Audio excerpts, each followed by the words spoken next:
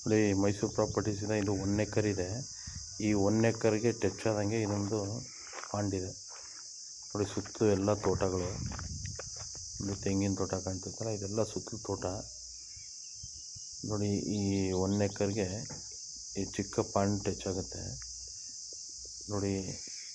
ಇದು ರೋಡ್, ಇದು one chain road, ಒಂದು 100 ಮೀಟ್ರ್ ರೋಡ್. ಇದು ಗೋರ್ಮೆಂಟ್ ವಿಲೇಜ್ ಮ್ಯಾಪ್ ರೋಡ್ ಇದು ನೋಡಿ. ಇದೇ ಕಂಟಿನ್ಯೂ ಆಗುತ್ತೆ ಇಲ್ಲಿ ಈ ರೋಡ್. ಹಿಂಗೆ ನೆಕ್ಸ್ಟ್ ಲ್ಯಾಂಡ್ಗಳಿಗೆ ನೋಡಿ, ಇದೇ ಲ್ಯಾಂಡ್, ಇದು ಪಕ್ಕದೈತಲ್ಲ ಇದೇ ಲ್ಯಾಂಡು.